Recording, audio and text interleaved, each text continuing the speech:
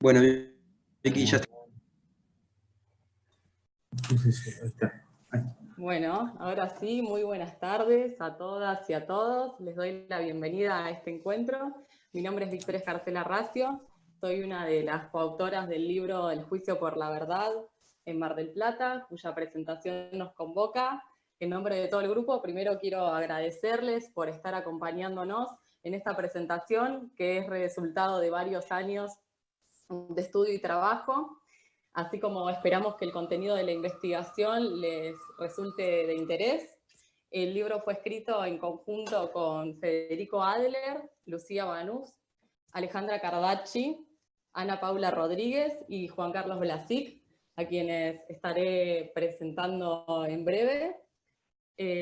Tenemos el honor en esta ocasión de que nos acompañen como panelistas, además del doctor Juan Carlos Blasic, el doctor Mario Portela, uno de los jueces a cargo del juicio por la verdad en Mar del Plata, y Leda Barreiro, presidenta de Abuelas de Plaza de Mayo en Mar del Plata, así que queremos agradecerles también su presencia. Además, en nombre de los autores y autoras del libro, queremos darle las gracias a EUDEM, la editorial de la Universidad Nacional de Mar del Plata, por habernos dado la oportunidad de la publicación y por su dedicación en la edición.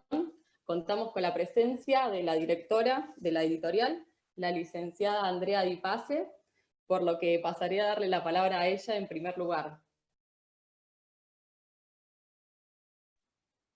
Bueno, buenas tardes, bienvenidos y bienvenidas todos.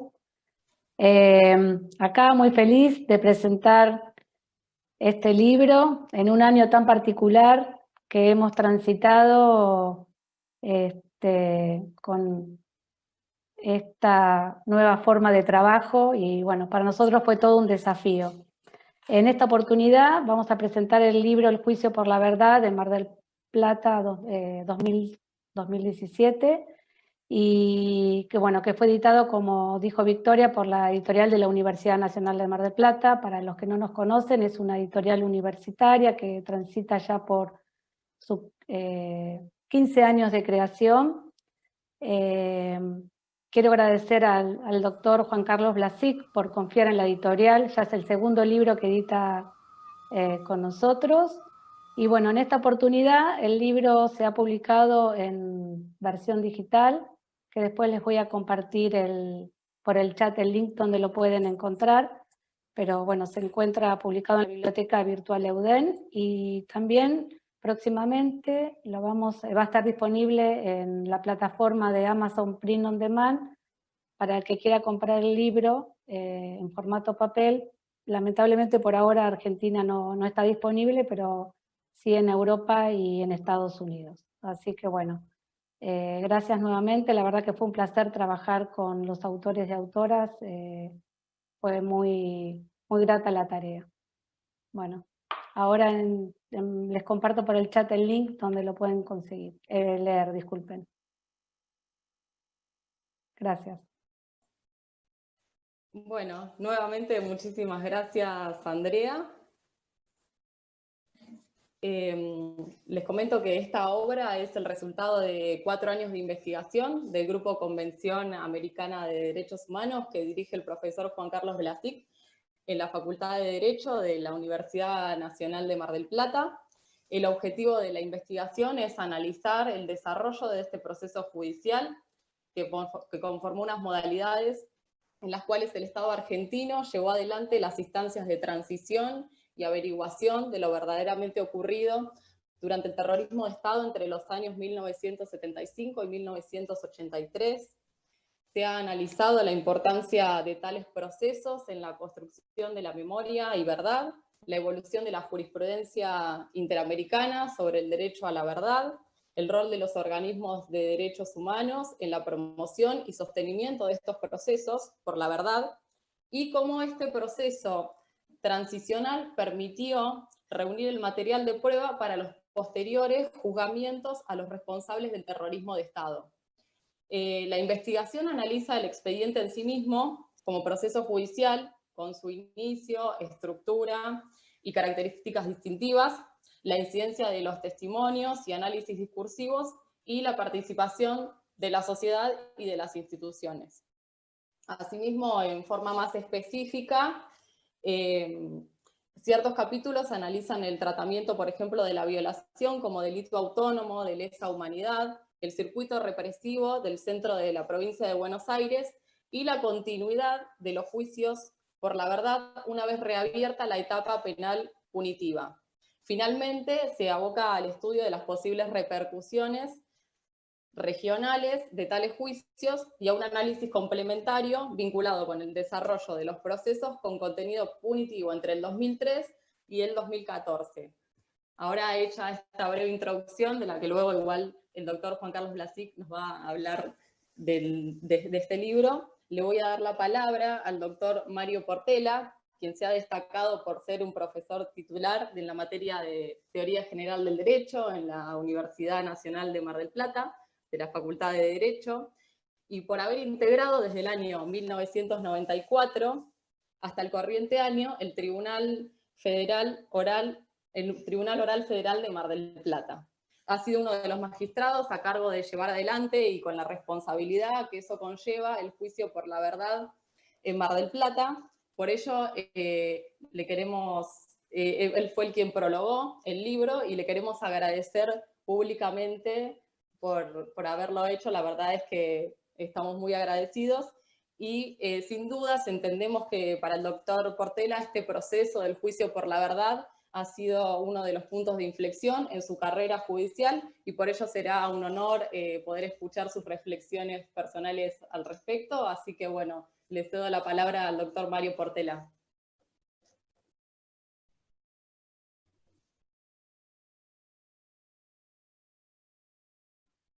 Hola. Hola, hola. ¿Se escucha? ¿Me escuchan? Ah, perdón. Sí, te escuchamos. Disculpe, doctor.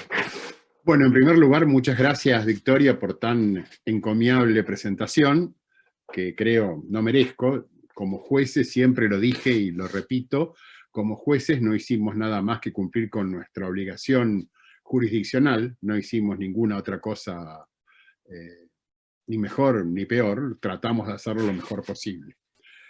Pero acá en este momento que nos convocan, vamos a presentar un libro, no el juicio.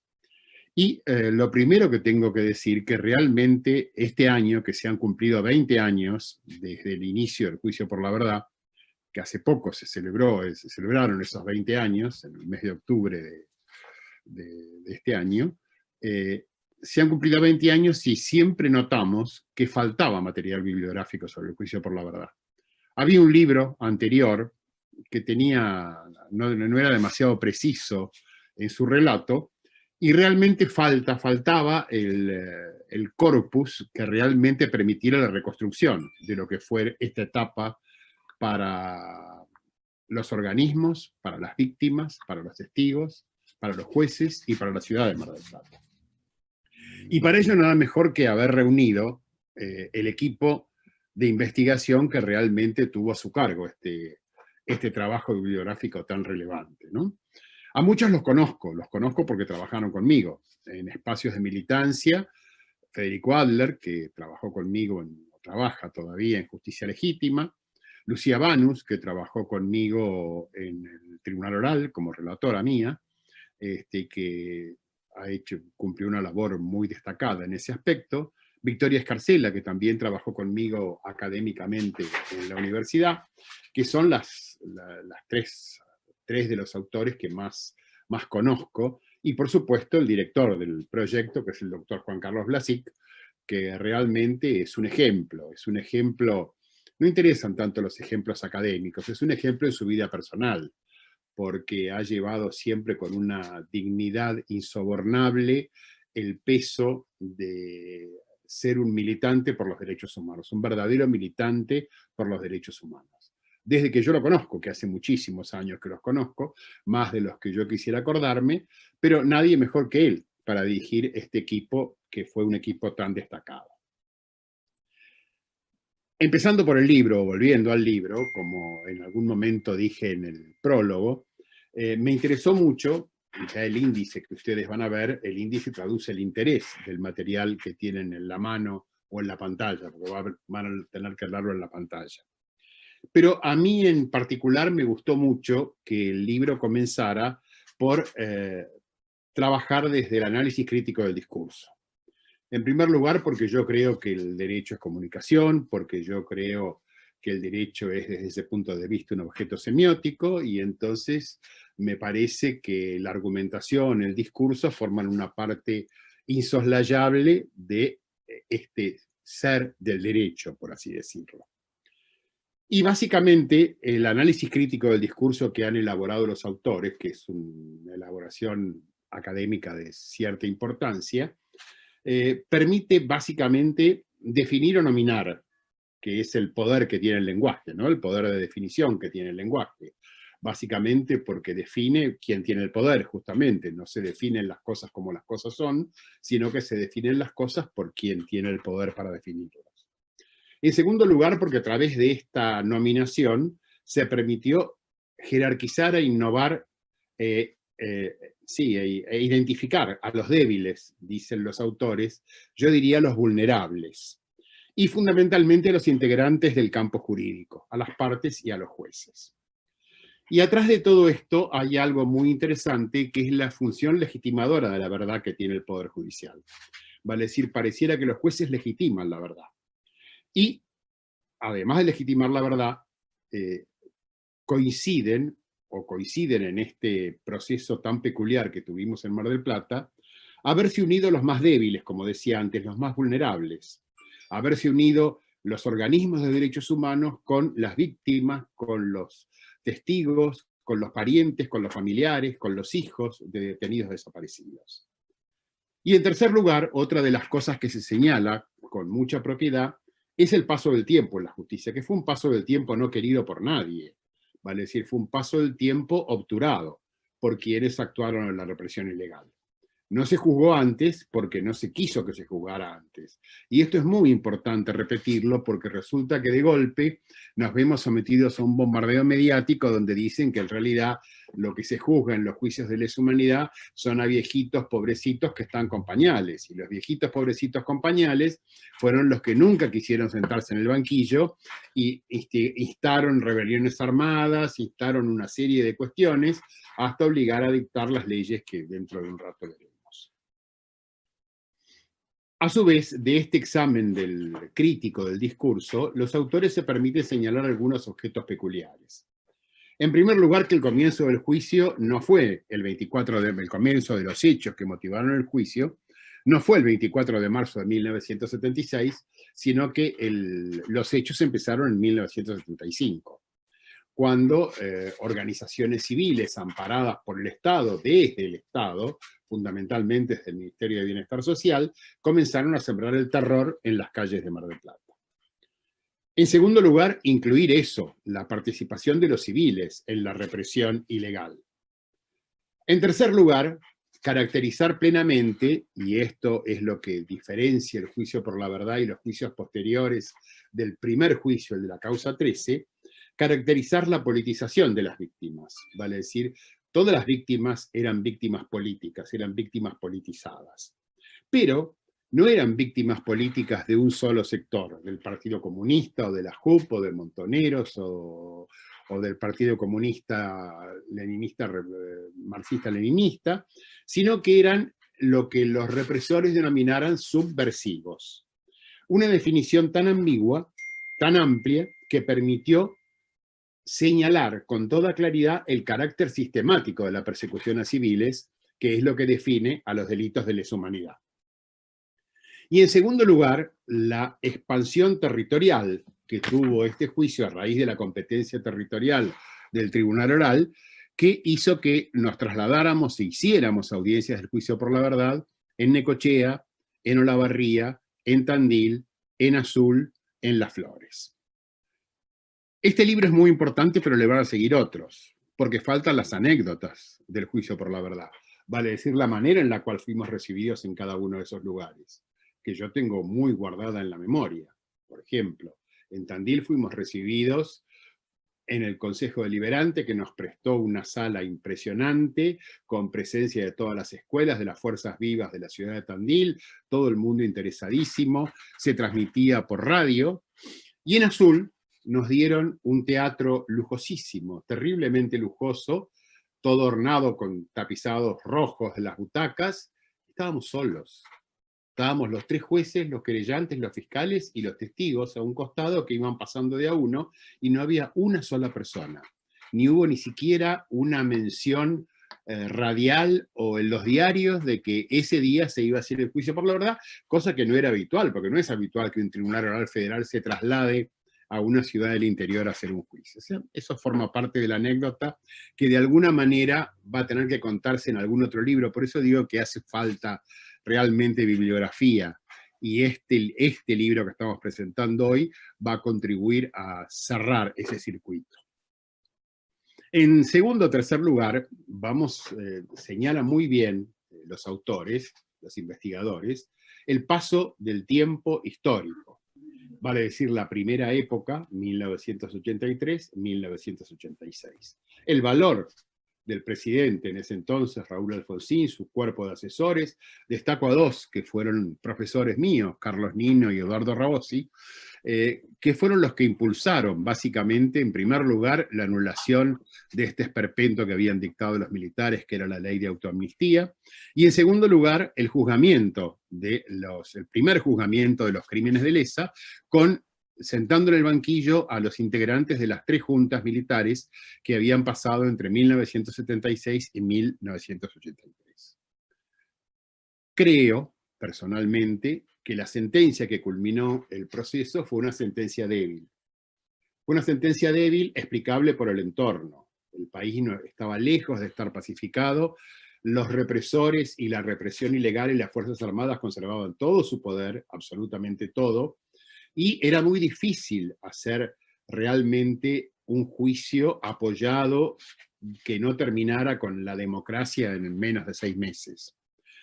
Carlos Nino cuenta, en el juicio del mal absoluto, cuenta algunos detalles interesantes de las trastiendas de ese juicio de la causa 13.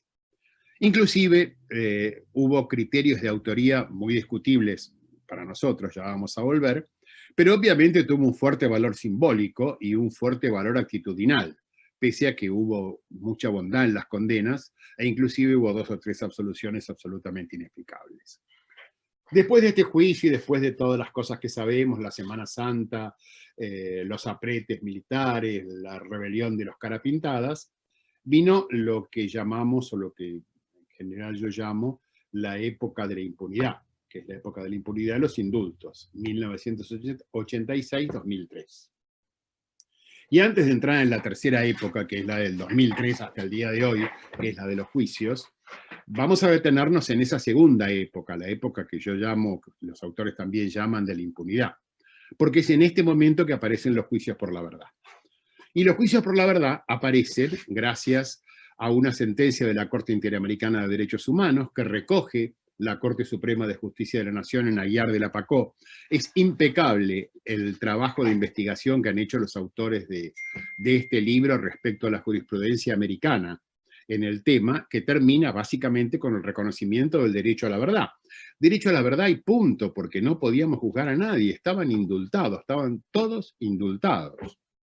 Y el juicio lo empieza otro gran amigo, malogrado, Polo Schifrin, en la ciudad de La Plata, en 1998, es un juicio muy importante también el de la ciudad de La Plata, que tuvo 1.800 testigos, que se cerró, terminó, lo cual es realmente importante, y seguimos con este que empieza hace 20 años, en octubre, hace 20 años, empieza con un recurso de amparo, bueno, ustedes saben todas las vueltas que tuvo, incidentes de competencia, inhibitorias, declaratorias, una permanente obstrucción al desarrollo del juicio, absoluta obstrucción al desarrollo del juicio, que lo demoró 2 años, porque nos lo pidió la Sala Cuarta de la Cámara de Casación de aquella época, lo retuvo, le otorgó la competencia a la Cámara Federal, tuvo que resolver la Corte ratificó la competencia del tribunal. En ese lapso, en esos 2 años de parálisis del juicio, recuerdo, otra de las anécdotas, el abrazo al tribunal de los organismos de derechos humanos, ¿no? Que cortaron la avenida Luro e hicieron un abrazo simbólico al tribunal para que la causa volviera cuanto antes, porque la causa se estaba demorando inútilmente. Yo en otro momento conté lo que me dijo la presidenta de la Casación en ese momento. Falta, me parece, ya que estamos hablando de esto, también un análisis puramente jurídico respecto a esto que había dicho. Los autores hacen una pequeña mención referido al análisis de la autoría. Y yo con respecto a la autoría quiero decir que de alguna manera se pasó de la foto en blanco y negro, que fue el criterio de imputación que usó la Cámara Federal en causa 13, a la película en HD, que fue lo que se está utilizando ahora para definir los criterios de imputación en los juicios de lesa.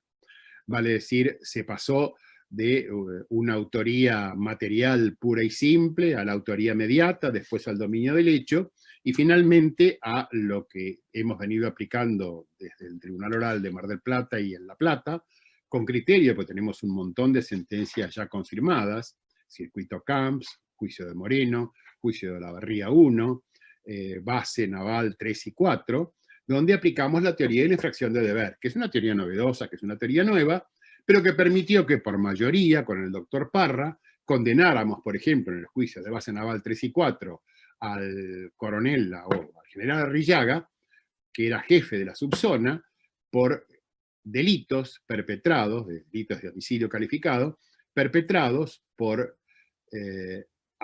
gente de la Marina de Guerra que había secuestrado a subversivos, tal la denominación común, la había llevado a la base naval y habían desaparecido en la base naval. Y entonces el juez de la minoría dijo, pero ¿cómo vamos a imputar a Arrillaga que estaba ligada de las cosas que pasaban en la base naval? Bueno, porque esa es la infracción de deber. Justamente ese es el delito de infracción de deber. Hay deberes generales, deberes especiales que deben cumplir quienes tienen a su cargo el mando de unidades militares. Y otra de las cosas que se trató de hacer en el juicio, y también lo subrayan los autores del trabajo que es inagotable e inabarcable, es justamente el cuidado que se tuvo con los testigos. Con los testigos porque los testigos son importantísimos en estos juicios. No son las únicas fuentes de conocimiento judicial, una vez que pasamos a los juicios ya de lesa, no estos declarativos por la verdad. Pero había que tener mucho cuidado con la revictimización de los testigos, ya que personalmente he escuchado a gente, a testigos, a víctimas, declarar 4 o 5 veces en el juicio por la verdad, en el juicio de la Cueva, en el juicio del Circuito Camps, vale decir que declaran, y cada declaración es un dolor que se abre, es una herida más que se abre. Porque las cosas que pasaron, las cosas por las cuales tuvieron que soportar, realmente son infrahumanas. Desde este punto de vista tengo que subrayar, y también lo hacen los autores, la tarea ímproba de los organismos de derechos humanos, que son los verdaderos impulsores de todo esto. Porque sin la actitud, sin el valor, sin la dedicación, y acá va mi homenaje a Negrita Segarra, que realmente fue una de las grandes artífices de este juicio, del juicio por la verdad. Sin eso, esto no se hubiera podido hacer nunca. Bueno, después está el derrotero de este juicio, un derrotero procesal que no tiene mucho interés ahora.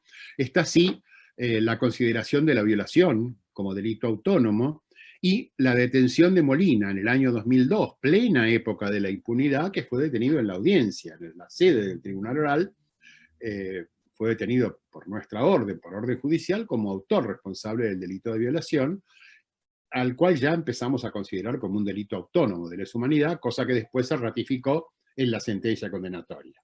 Vale decir, esto es muy importante señalarlo porque es la primera vez y después fue confirmado por la sentencia condenatoria que justamente tuvo Molina cuando se inició el proceso de lesa. Después del 2003, bueno, tuvimos en la ciudad, como consecuencia también de la prueba, de parte de la prueba recogida en este juicio por la verdad, otro tema que también es importante subrayar es que si bien los testigos son importantes, no son la única prueba de cargo. Están los testigos, están las pericias sobre los cuerpos, están los enterramientos, están los reconocimientos a los centros clandestinos de detención y está la documentación. La documentación aportada por las Fuerzas Armadas, los legajos de cada uno de los imputados, qué hacían en este momento. Hay imputados que negaron terminantemente ni siquiera saber qué es lo que estaba ocurriendo en el país en 1977 y que de repente en su legajo aparecen pidiendo un ascenso porque han tenido un rol destacado en la lucha contra la subversión y ahora no se los reconoce. Vale decir, son cuasi confesiones realizadas por quienes fueron. Esto lo digo básicamente porque estamos acostumbrados también por el bombardeo mediático a que nos hagan creer que acá estamos juzgando a gente sin pruebas. Y las pruebas son múltiples y no son nada más que de testigos interesados en deformar la verdad. Son de testigos sufrientes, son de vecinos. Es una polifonía de voces, como dicen los autores de este trabajo, polifonía de voces porque están las víctimas, los parientes de las víctimas, los vecinos que por primera vez vinieron a contarnos qué pasaba, cómo cerraban una cuadra entera, cómo los obligaban a meterse adentro de sus casas, cómo no les permitían salir a la calle, ni siquiera abrir las ventanas. Vale decir, todo este coro polifónico de voces es el que fue llevando a esta situación o a este final que tuvo el juicio por la verdad con el inicio de los juicios de Lesa. Juicio de Molina, juicio de CNU, base 1, Reset, Cueva 1, base 2, base 3, base 4, Cueva 2, Olavarría 1 y 2 en trámite, Cueva 3, CNU 2, también esperando Olavarría 3 y Cueva 4. Vale decir, pareciera que fuera interminable porque la represión en toda Mar del Plata y la zona centro del país fue terriblemente fuerte. Es decir, no fueron hechos aislados, sino que fue una represión llevada a cabo con una hazaña y con una estulticia terrible por parte de los represores. Y yo quería básicamente terminar o subrayar que sin justicia, sin verdad, sin memoria, es muy difícil conseguir pacificaciones de lugares, de países, de comunidades. Sabemos hoy, pese a lo que nos han vendido, que fracasaron los pactos de la Moncloa. Sabemos hoy que fracasaron las comisiones para la verdad de Sudáfrica. Sabemos hoy que sin justicia transicional en serio es imposible llegar a la verdad, llegar al descubrimiento de la memoria. De esto podríamos hablar un montón de tiempo, pero yo quiero dejar al resto de los presentadores y quería recordar, porque el otro día leí una cita que no pude encontrar el original de Walter Benjamin, pero sí la encontré citada por Mariana Dimopoulos en un libro que se llama Quemar el cielo y que me parece que es fundamental para darse cuenta cómo deben haber empezado víctimas y organismos, que entre paréntesis, dentro de los organismos que impulsaron este juicio estuvo toda la comunidad institucional de Mar del Plata, la universidad, el colegio de abogados, el consejo deliberante, vale decir, todas las instituciones marplatenses se pusieron del lado de la justicia. Y decía Benjamín, y esto creo que impulsó a los organismos sin saberlo, que si el enemigo vence, ni siquiera los muertos estarán a salvo. Y el enemigo no ha dejado de vencer. Bueno, este libro demuestra que a veces el enemigo también pierde. Muchas gracias.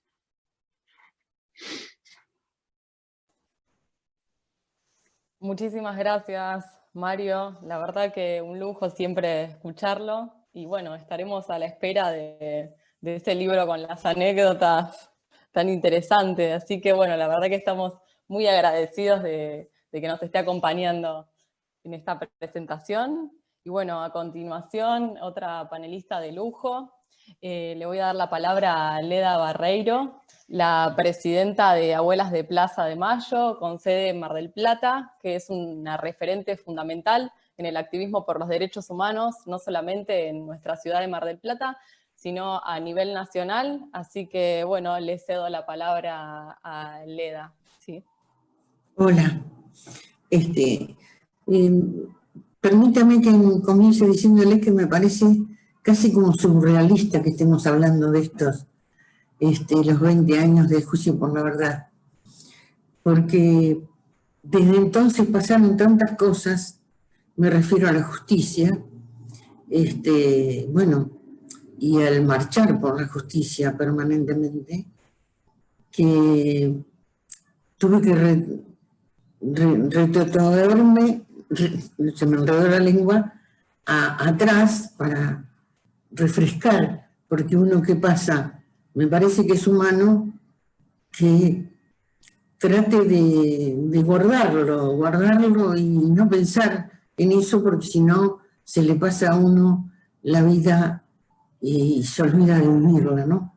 Y los sobrevivientes, creo que hemos hecho un ejercicio todos de que no nos pase eso, de que tenemos que vivirla a pleno, disfrutar de los amores, de disfrutar hasta de una copa de vino, porque estamos vivos, sobrevivimos al horror, y qué puedo decir como sobreviviente. Es fea la palabra sobreviviente porque da la impresión de que se achica el ser humano con esa palabra, ¿no? Yo creo que el juicio por la verdad, primero que son cosas inéditas, porque uno se pone a buscar por todo el mundo, no ha sucedido nunca eso. Entonces, más que nada, un abrazo enorme de agradecimiento, no solo por mí, sino por las generaciones que vienen y por la generación actual,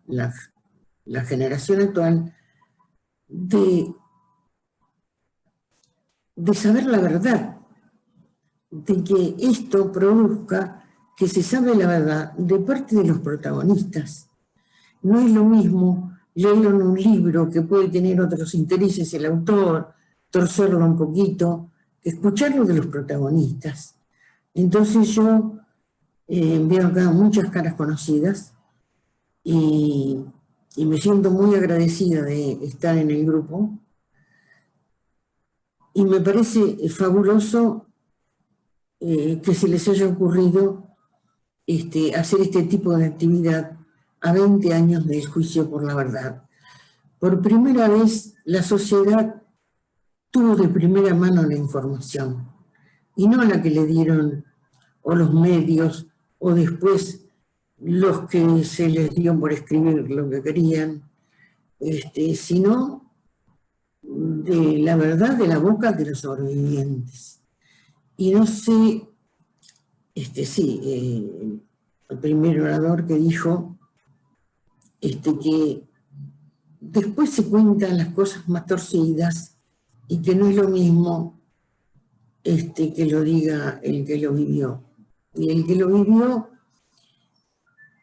hay una cosa que no sé si me pasó solamente a mí o le pasó a muchos que fuimos a testificar al juicio por la verdad, de guardarnos un poco, porque puede ser, esto lo sé decir porque es una gran verdad, que dice que el horror no se puede expresar en palabras. Y yo creo que a todos nos pasó un poquito eso, porque es como al revivirlo, escucharse uno mismo, decirlo, es volver a revivir el horror. Y no se puede expresar en palabras, porque utilizar todas las formas, no solo las físicas, sino las psicológicas también, obviamente, que esas son las que dejan muchas secuelas también. Si no se está consciente de dónde está y de que te tienes tu enemigo, es muy fácil perderse. A mí me pasó, por suerte, de tener bien claro quién era mi enemigo.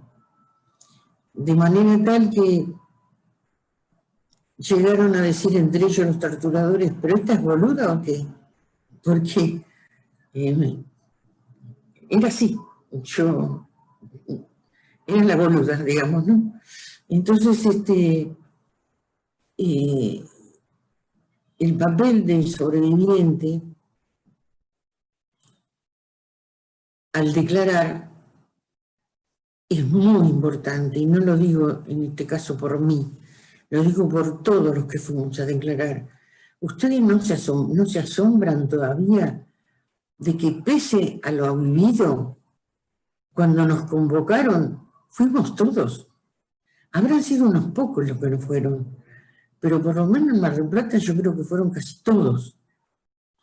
Yo estuve en Necochea también, fui en representación del organismo, y recuerdo que estaba lleno de necochenses que habían vivido todos esos años del genocidio, lo habían vivido como si estuvieran encerrados en un campo. A mí me asombraba mucho las caras que ponían, porque no... Era como decir, ¿qué pasó aquí todo eso? Bueno, el juicio por la verdad, donde sabíamos que no se iba a hacer justicia, porque hay una diferencia abismal en declarar sabiendo que no se va a hacer justicia y sabiendo que se va a hacer justicia. Pero ¿qué pasa? Es eso, es que la gente sepa, que lo sepa por la propia boca nuestra, no que lo leyó en alguna parte. Y bueno, y así es que por primera vez en Argentina, y yo creo que en el mundo, las víctimas de un genocidio, los sobrevivientes, pudimos hablar y contarlo. Y más de 4 países que hablan de libertad, hablan de bla bla, y ustedes saben cuáles son, que son los que mandaron precisamente a hacer los golpes de Estado, por ejemplo en Norteamérica, involucrados, ellos haciéndolos en todo el Cono Sur, se asombraron de que nosotros tuviéramos todavía la voluntad y el coraje de decir, sí, pasó esto, esto y esto, y si le veíamos la cara, como pasó con Molina, que yo, por otra parte, es la cara que tengo grabada en la cabeza, porque se le dio por sacarme la capucha y hacer un simulacro de fusilamiento, y perdió como la guerra porque le vi la cara. Entonces, ese tipo era un carnicero. Tenía 3 hijos y cuando salió a la luz, lo dejó la mujer y los 3 hijos. Y se murió de un cáncer, pero del disgusto se murió, porque el tipo tenía en las manos, como todos ellos, a la vida y a la muerte. ¿Y a cuánto más te voy a hacer sufrir? Porque yo hago lo que quiero con vos. Y lo decían, vos no sos nada, yo hago lo que quiero con vos. Recuerdo que una de las preguntas que yo en mi mutismo me llamaban la atención era, ¿qué es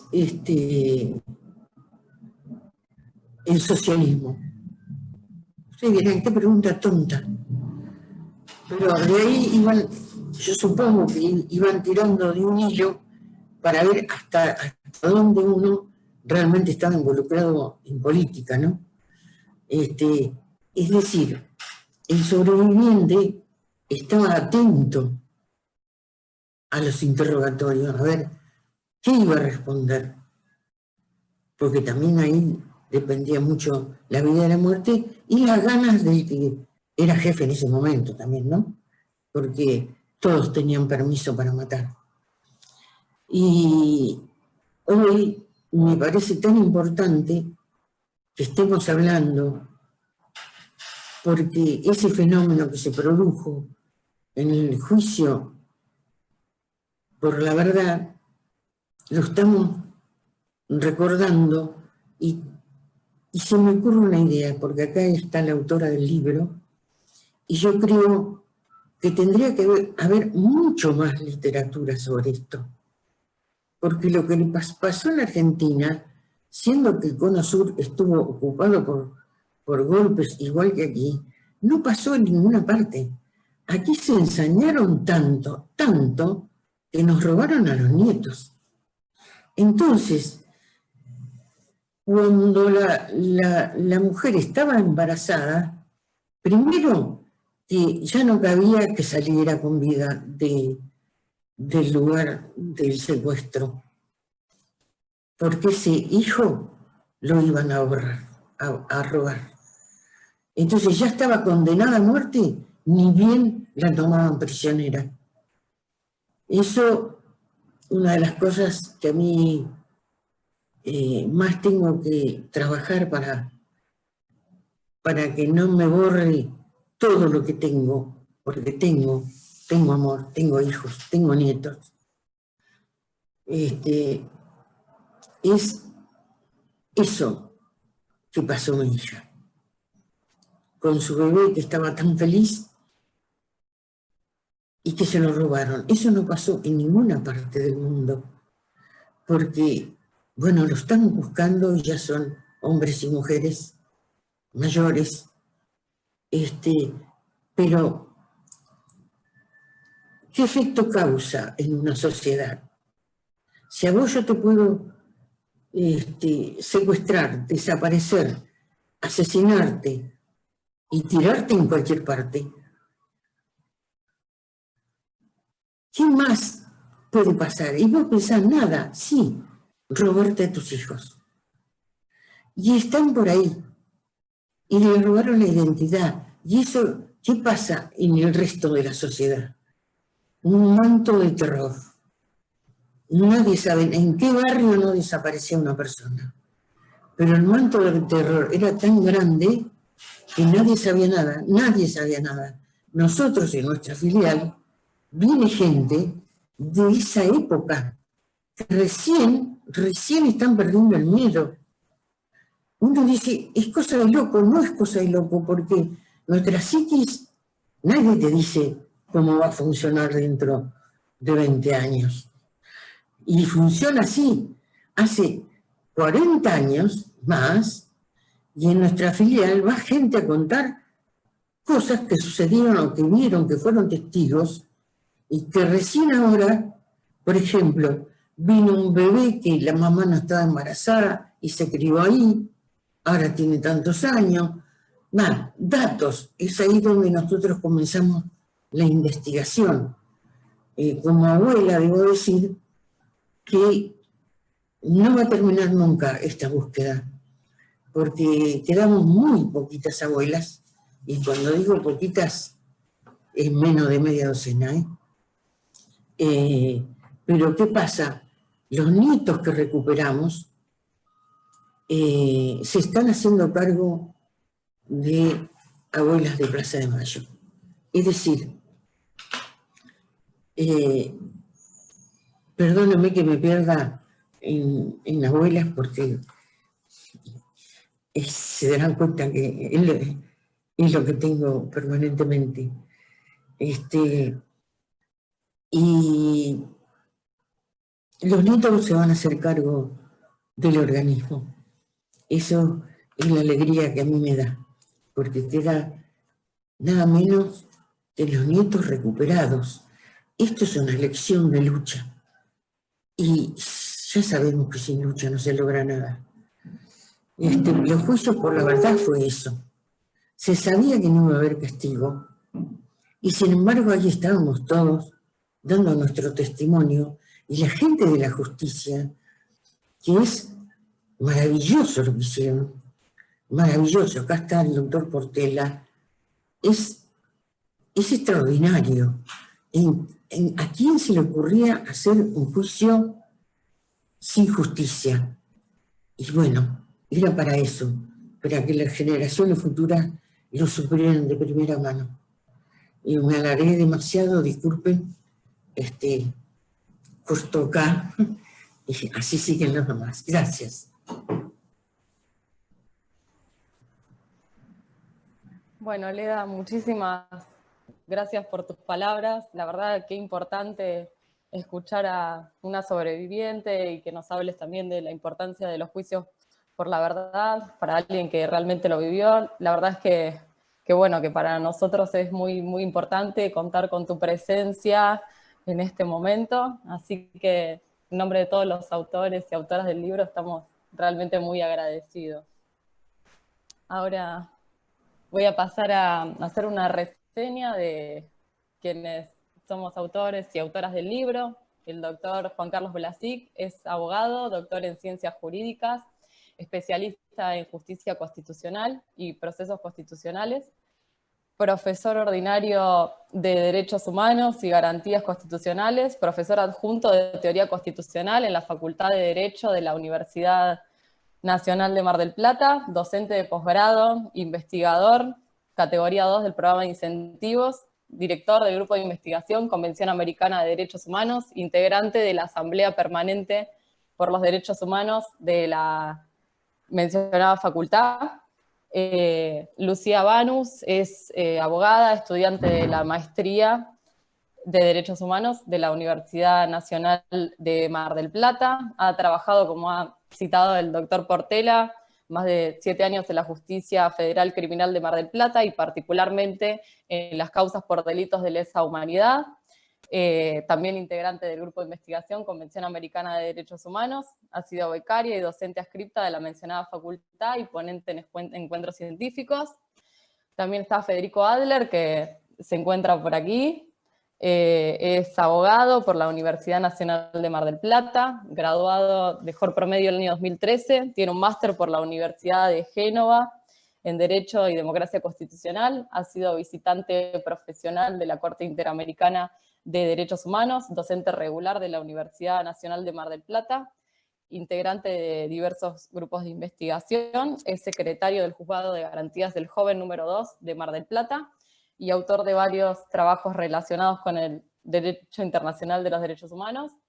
Bueno, quien les habla, Victoria Escarcela Racio, también integrante del grupo de investigación que dirige el doctor Juan Carlos Blasic, he sido visitante profesional de la Corte Interamericana de Derechos Humanos, docente de la materia de Teoría General del Derecho de la Facultad de Derecho de la Universidad Nacional de Mar del Plata, me encuentro cursando la especialización en docencia universitaria, he sido ponente en diversos encuentros científicos.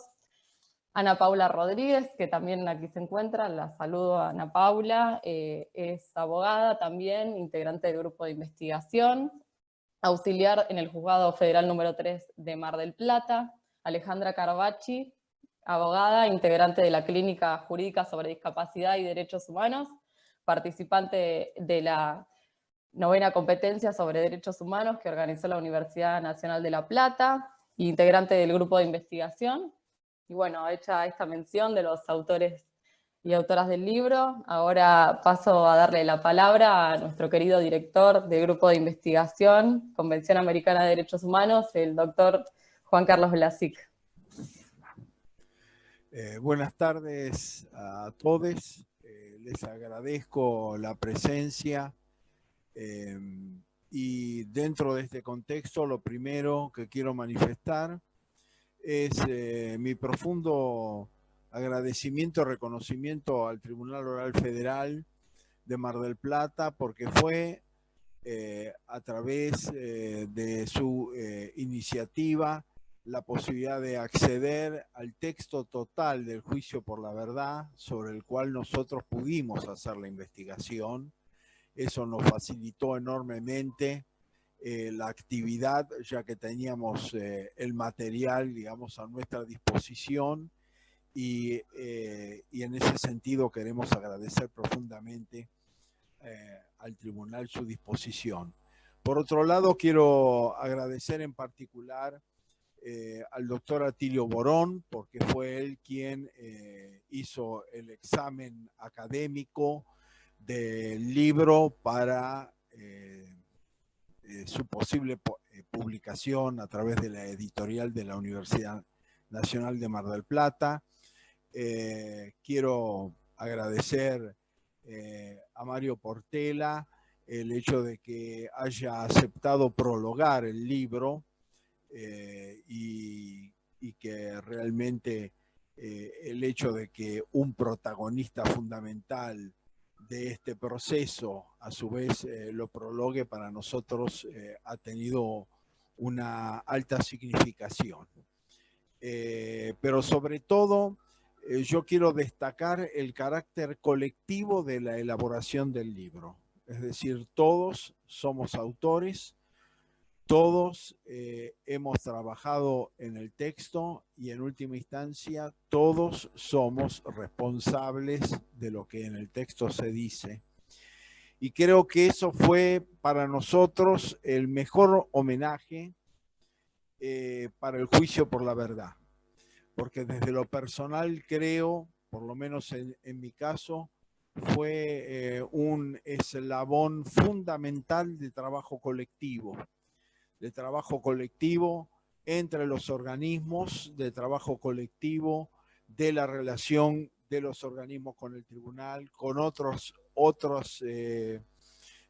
sectores y grupos de la sociedad, organismos no gubernamentales, etcétera, que acompañaron, principalmente la Universidad Nacional de Mar del Plata y el Colegio de Abogados, pero también el Consejo Escolar del Partido de General Pueyrredón, que a su vez, al cumplirse estos 20 años, justamente conmemoró esta situación, lo que es muy edificante, el hecho de ver de que instituciones que no están vinculadas estrechamente con el tema de la memoria, verdad y justicia, hayan reivindicado esta participación y hayan reivindicado el impulso que tuvieron al presentarse como querellantes y como parte denunciante en el juicio por la verdad de Mar del Plata.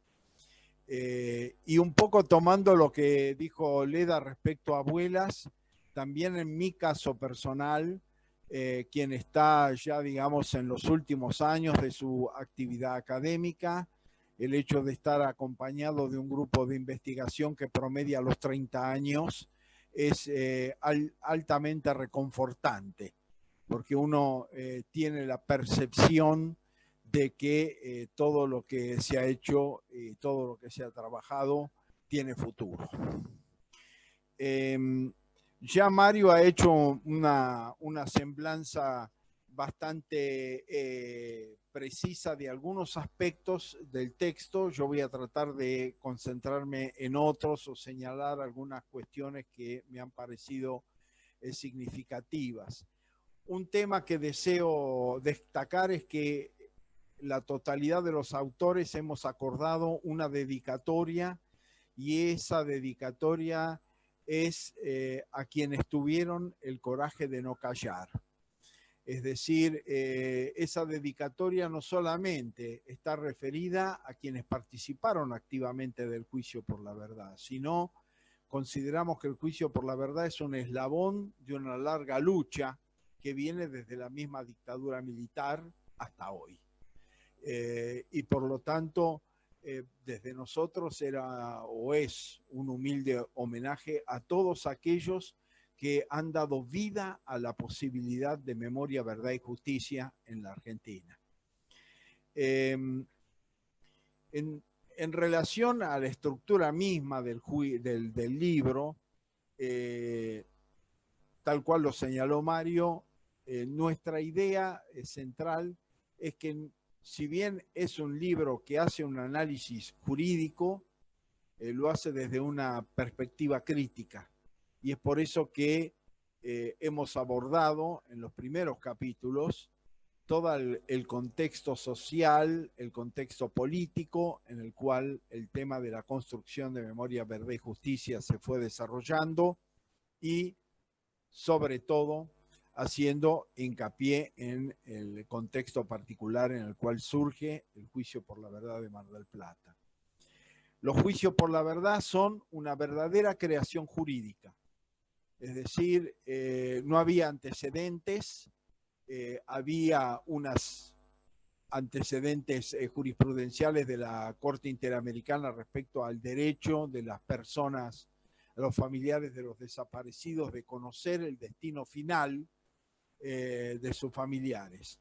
pero no había ninguna estructura más allá de cómo hacerlo, de qué manera llevar adelante esa búsqueda de verdad al margen de las causas penales en sí mismas, ¿no? Que también constituyen una búsqueda de verdad. Y es por eso que una cuestión que destacamos del juicio por la verdad es que ha sido una verdadera creación y construcción, y que esa construcción ha sido una construcción colectiva. Una construcción colectiva en la cual no ha participado un pequeño grupo de personas. Han participado organismos, han participado organizaciones sociales de Mar del Plata. Hubo en el inicio alrededor de 60 instituciones de Mar del Plata que dieron su aval al juicio por la verdad, además de esto que dije antes de la participación como denunciantes y como querellantes del Colegio de Abogados de la Universidad Nacional de Mar del Plata y del Consejo Escolar de General Porredón. Hubo un conjunto importante de abogados. Nosotros vemos este trabajo como un trabajo también de aporte a la memoria, es decir, al rescate de los nombres de quiénes fueron esos abogados, de los cuales hay ya muchos que no están entre nosotros. Pero que sus nombres sean reivindicados como parte de ese proceso de construcción colectiva, además de las organizaciones sociales que participaron. Por otra parte, el juicio por la verdad ya de alguna manera lo señaló Mario Portela, pero también desde su lugar de testigo Leda Barreiro, el juicio por la verdad tuvo un efecto en la subjetividad a gran escala, una subjetividad en relación, efecto de legitimación subjetiva para las víctimas. El relato de las víctimas creo que se consolidó y se consolidó ampliamente, porque tal cual lo señaló Mario Portela, no solamente acá ya estábamos hablando de las víctimas, sino estamos hablando de su militancia, estábamos hablando de su lugar político, y a la vez, esto es una peculiaridad del juicio por la verdad, muchos de esos testigos, cuando se presentaron al juicio, no solamente narraron su propia experiencia, sino narraron su visión y su punto de vista de lo que había sucedido. Es decir, que realmente fue una reconstrucción amplia que justamente el juicio por la verdad permitió, que generalmente, a veces en el caso de los juicios penales, las declaraciones testimoniales son más acotadas o más circunscriptas a un objeto procesal muy preciso. A mí personalmente me ha correspondido ser testigo en un juicio de lesa humanidad y estuve sentado en el banco 5 minutos. Es decir, el tema es este, le preguntamos esto y ya está. Y el juicio por la verdad permitió una reconstrucción histórica mucho más amplia. Y además una construcción que en esto, una subjetividad de construcción colectiva. Pudimos conocer además la visión de lo que sucedió desde distintos lugares de militancia, desde distintos lugares de pertenencia política. Esto verdaderamente creo que es un aporte esencial, fundamental del juicio por la verdad. Por otra parte, también representó un hito que luego se consolidó con los juicios de lesa humanidad. Es decir, el juicio por la verdad fue la primera vez que se llevaba adelante un proceso vinculado con el terrorismo de Estado en el lugar en que los hechos habían sucedido. El precedente anterior, los juicios a los excomandantes, hubo casos vinculados con Mar del Plata, pero el juicio se desarrolló en la capital federal. Es decir, y en el caso Camps en La Plata, como jefe de la policía de la provincia de Buenos Aires. Era la primera vez que los hechos se inscribían dentro de la propia ciudad en la cual los acontecimientos habían acaecido.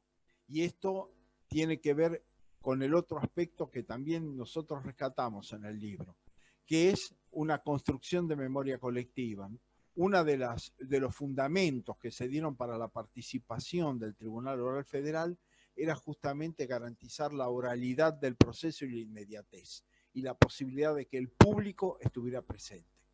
Esto tuvo una alta significación en relación a estos procesos.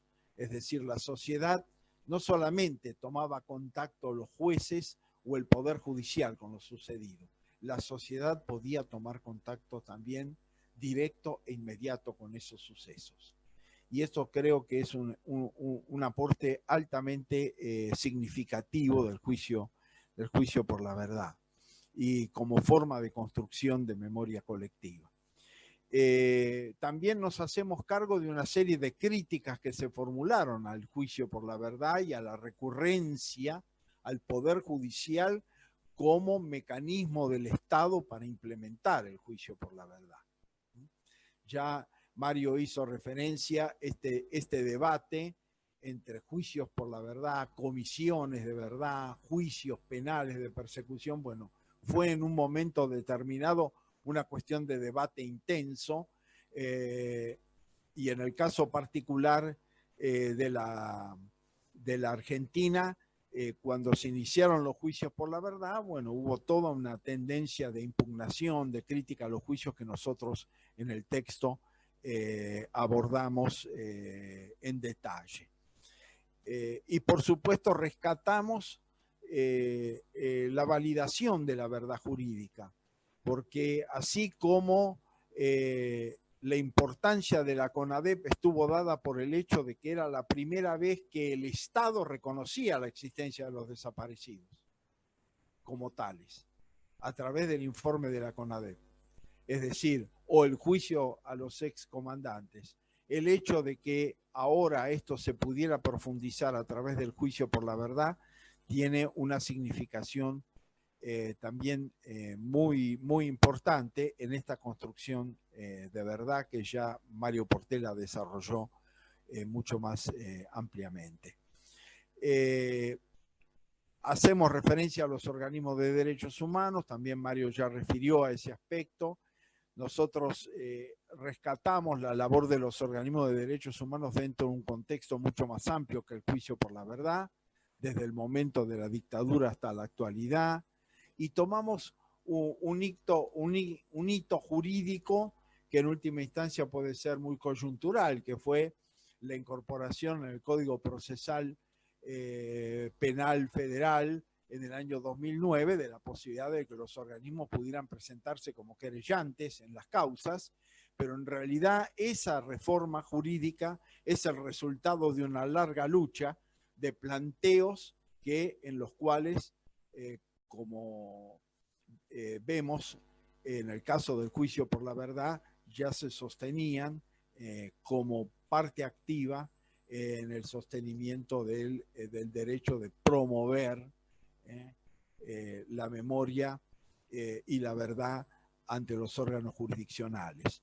Por eso nos parece una cuestión insoslayable, al igual que hacemos una referencia, que hay algunos compañeros de La Plata que están participando al juicio de la verdad de La Plata, porque lo consideramos un ejemplo, digamos, sobre el cual el juicio por la verdad de Mar del Plata se construyó y se elaboró.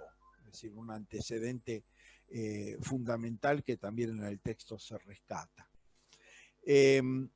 Por otro lado, bueno, hacemos un recuento que, vuelvo a insistir, tiene también un valor de construcción, de memoria de todo el proceso, de la presentación inicial, de los argumentos, porque las dificultades fueron múltiples, no solamente las dificultades vinculadas con la obstrucción al juicio, que en el caso material están representados por una serie de incidentes que interpusieron nombres que por el solo hecho, por lo menos para nosotros, como Comasci, Flores, De Marchi, Lombardo, bueno, representan claramente la ideología, el sentido y el porqué de la obstrucción que querían llevar desde el punto de vista jurídico, además desde el punto de vista político, evidentemente.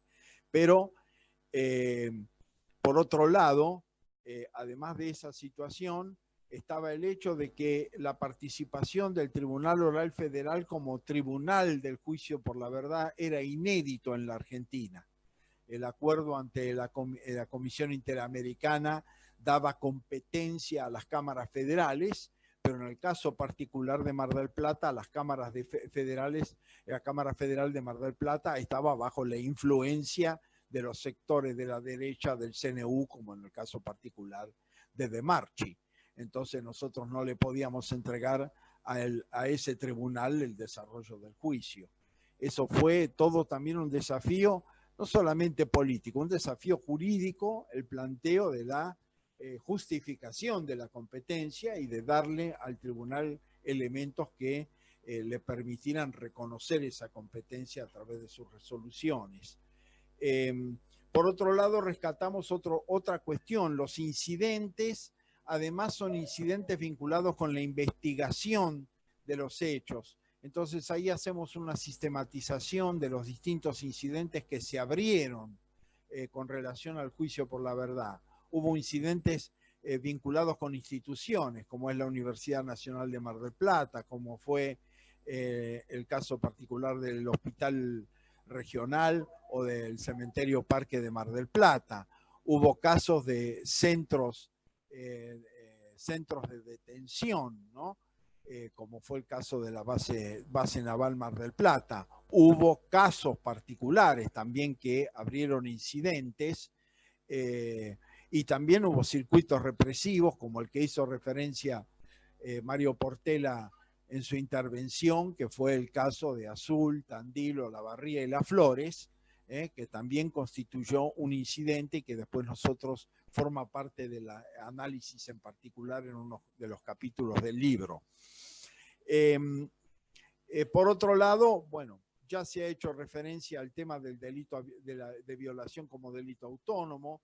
Rescato, como ya se dijo, de que en el 2002 ya el Tribunal Oral Federal de Mar del Plata había elevado la investigación del caso penalmente y había ya señalado el carácter autónomo de la violación como delito de lesa humanidad, ¿no?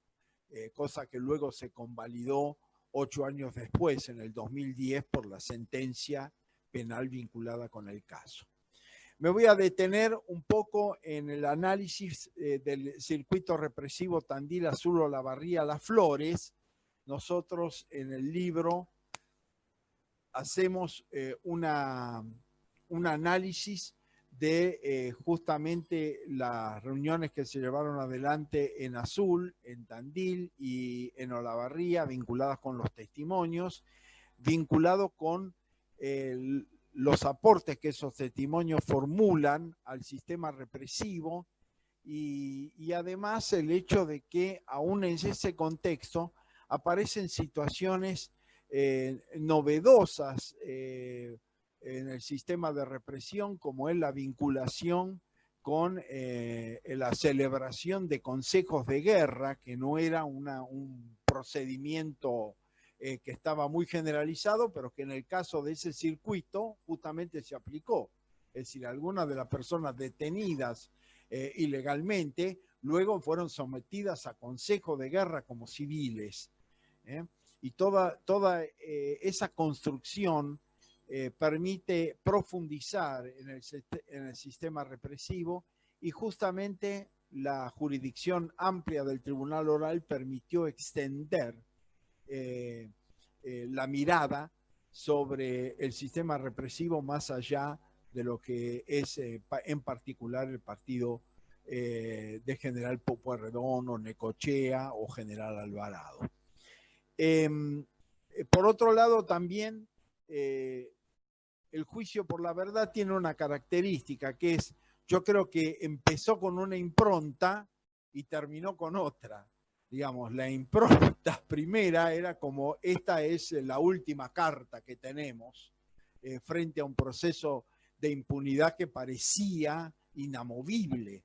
Es decir, que creíamos que esta posibilidad era, bueno, seguir manteniendo viva la lucha por la justicia, pero que evidentemente la posibilidad de acceso a una investigación de carácter penal aparecía como alejada, remota, en las posibilidades reales.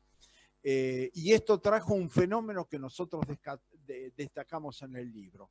El 25% del total de testigos, que superan los 250, en el caso particular del juicio por la verdad de Mar del Plata, el 25% no eran ni víctimas, ni eran familiares de víctimas, ni partícipes del proceso represivo. Es decir, como se señaló antes, vecinos, personas que nunca habían declarado con anterioridad. Y esto a su vez después, que nosotros lo analizamos en el texto, es que también se transformó en fuente de prueba para los juicios de lesa humanidad. Y en el texto analizamos una situación que se dio justamente a partir del 2003 y que creo que en este sentido, al menos yo desde lo personal, quiero también agradecer el compromiso del Tribunal Oral Federal número 1, que es continuar con el juicio por la verdad a pesar de que se había abierto la posibilidad de las causas penales. Cuando en el 2003 se abre esta posibilidad, era un debate respecto a la continuidad de los juicios por la verdad, al interés de la continuidad de los juicios por la verdad, al sentido de la continuidad de los juicios por la verdad, frente a la posibilidad de reanudación de los procesos penales frente a la declaración de nulidad absoluta de las leyes de punto final y obediencia debida. Y realmente el tribunal comprendió la necesidad de continuar esta investigación, aún más allá del tema de las causas penales, y nosotros ahí sostenemos, por una parte, el hecho de que éramos conscientes de que había un sinnúmero de casos en los cuales casi no había ningún tipo de dato, ningún tipo de información. Nosotros sabíamos, por nuestra propia experiencia, que hay casos en los cuales los familiares, el único dato que tienen es que la comunicación con el familiar desaparecido se interrumpió.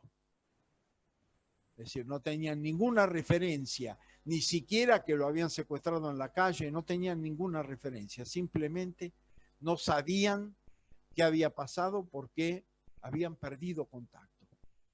El contacto que habían tenido hasta ese momento. Y evidentemente creo que esto le dio sentido a la continuidad del juicio por la verdad, aún reabierto los procesos penales. Por otro lado, también lo que queremos, lo que destacamos en el libro es que el Tribunal Oral Federal, en el transcurso del juicio por la verdad, no solamente decidió la ampliación del tiempo, sino también la ampliación de la mirada sobre los responsables. Es decir, el hecho de la responsabilidad civil del terrorismo de Estado era una cuestión que estaba bastante obturada en ese momento, ¿no?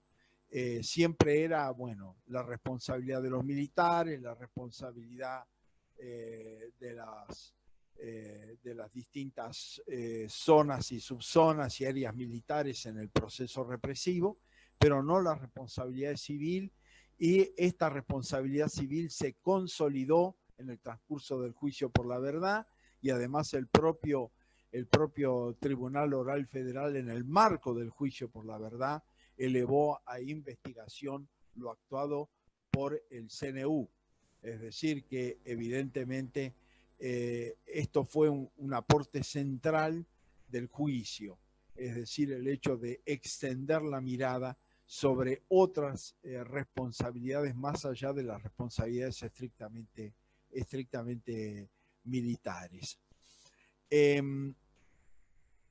Nosotros, por último, en el juicio, en el libro, hacemos algunas referencias también a la proyección probatoria, que por supuesto es un análisis parcial, de algunas de las causas en las cuales se introdujo el juicio de la verdad como prueba en su desarrollo, como prueba inicialmente, como prueba documental y como fuente para la ubicación de testigos en los casos penales de lesa humanidad. Pero también señalamos una cuestión que para nosotros tiene importancia y es de trascendencia continental.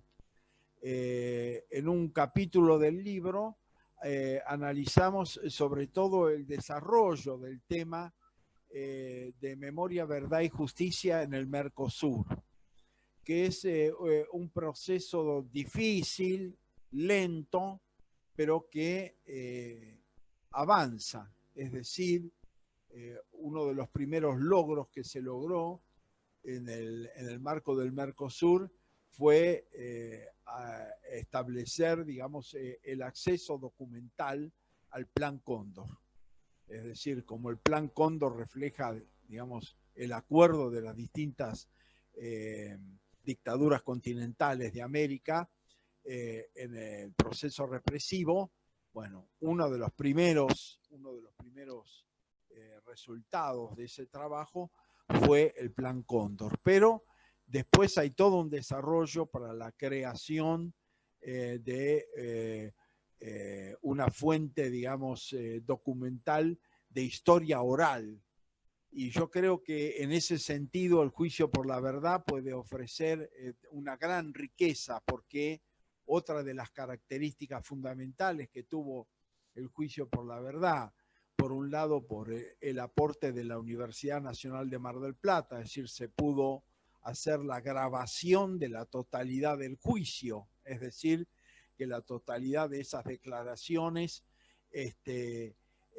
están grabadas, y además por el equipo que desgrababa las sesiones del Consejo Deliberante del Partido de General Porredón. Además hay en papel un número importante de testimonios transcriptos, lo que a su vez, un poco tomando lo que dijo Mario, es decir, hay mucho material para seguir investigando, hay mucho material para seguir produciendo, y un material absoluto y totalmente accesible.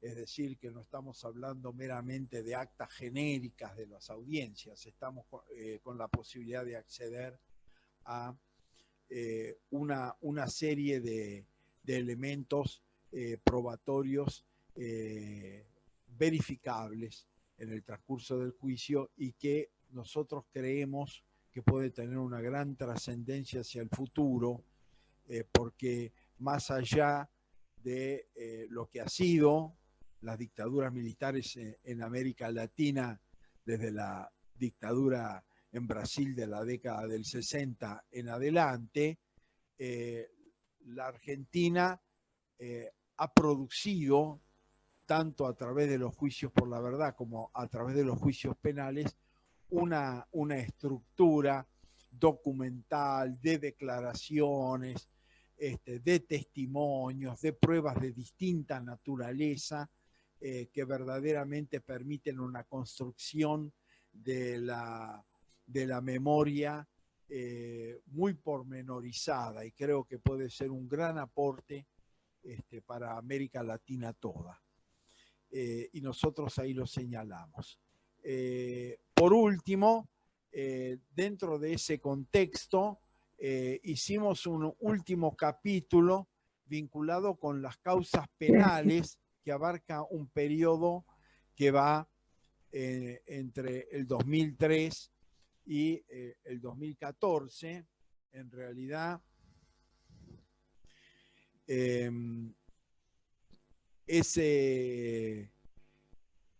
esa investigación nosotros la incorporamos en la medida en que lo vemos como una continuidad del juicio por la verdad, pero también porque fue una investigación paralela que llevamos adelante en el grupo, que se frustró. Es decir, fue una convocatoria de InfoJust, del Ministerio de Justicia, que en el 2014 hizo una convocatoria que luego, digamos, tuvo una primera etapa de realización, pero con el cambio de gobierno se frustró.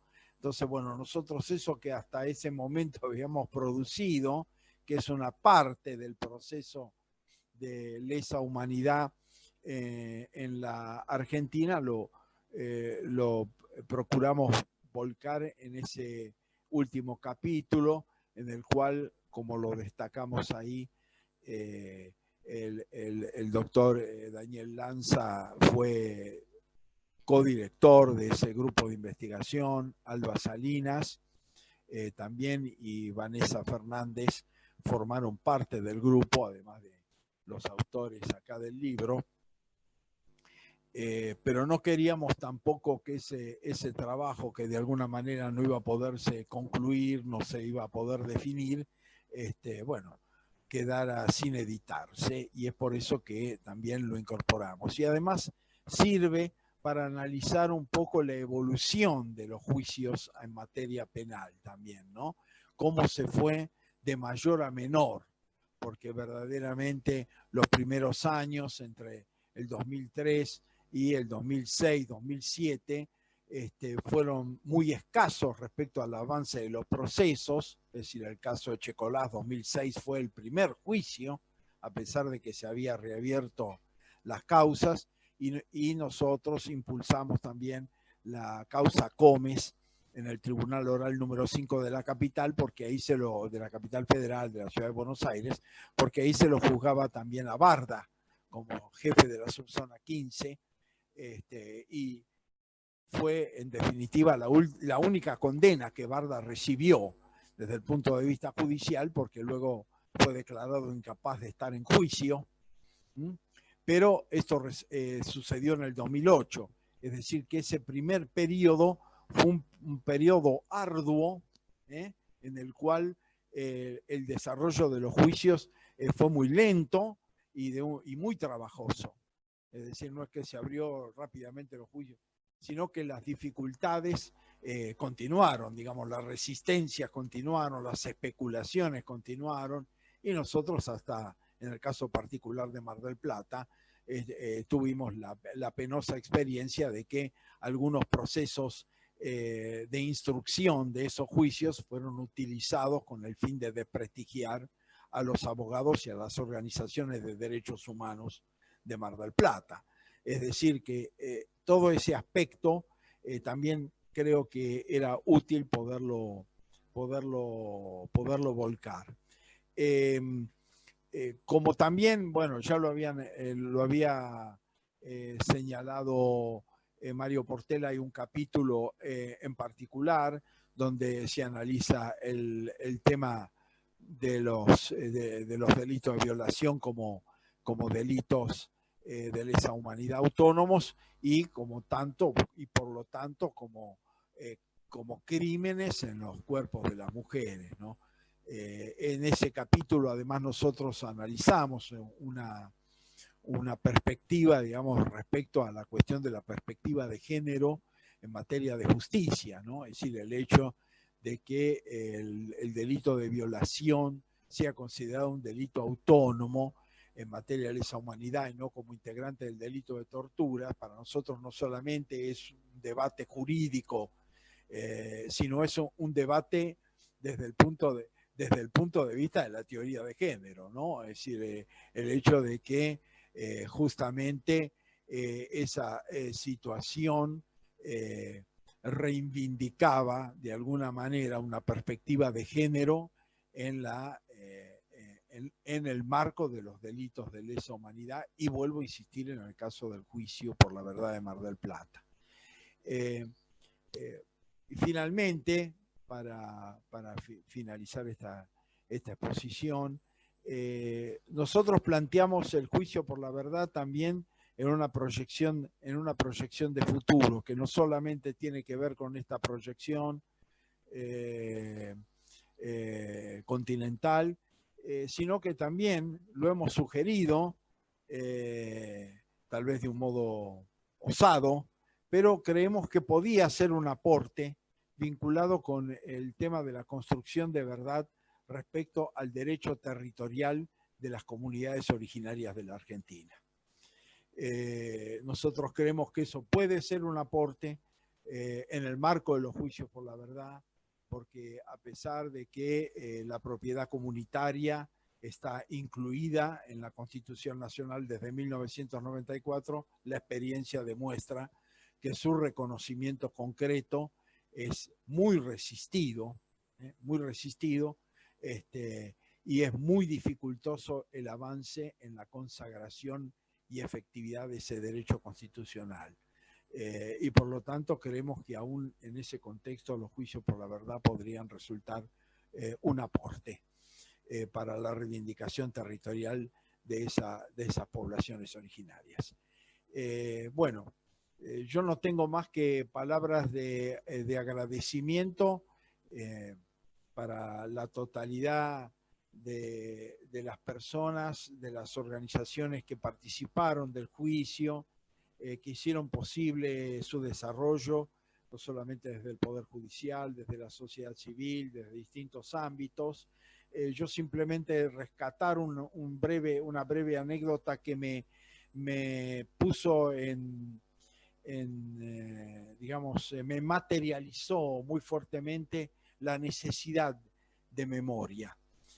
Cuando en el marco del juicio por la verdad se hizo la constatación en el ex-ESIM y fuimos con el tribunal, una situación que se planteó es que ahí hay un centro de recreación marina que está funcionando en lo que fue el predio del ESIM y que a su vez destruyó una parte de un centro clandestino que funcionó en ese lugar, que fue verificado por la CONADEP, pero después fue destruido.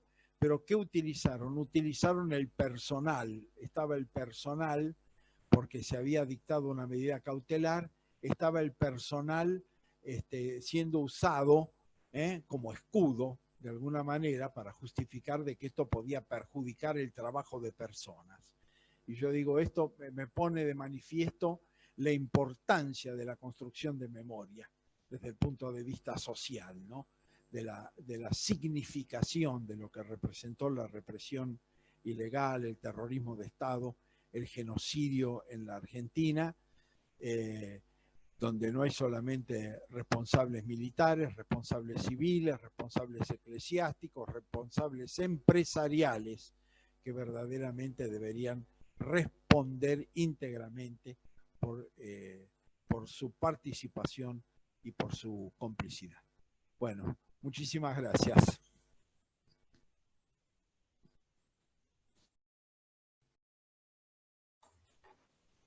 Bueno, muchas gracias. Los otros coautores y autoras del libro nos unimos a los agradecimientos de Juan Carlos, y especialmente le queremos agradecer a usted, Juan Carlos, por darnos la oportunidad de poder participar como coautores de este libro. La verdad, gracias por su generosidad. Realmente lo admiramos mucho y lo respetamos mucho, así que más que agradecimiento, gracias también a todo este público presente. Hemos tenido una gran convocatoria entre YouTube y el Zoom, más de 100 personas que nos han escuchado, así que muchísimas gracias. Y bueno, si los otros coautores no tienen nada más que decir, o los panelistas, podemos ya dar por finalizada esta reunión, que de 1 hora y media más o menos. Realmente muchísimas gracias por su atención, y a todos los panelistas también por todos sus aportes.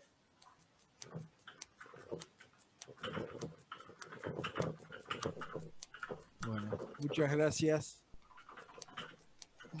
Muchas gracias a todos.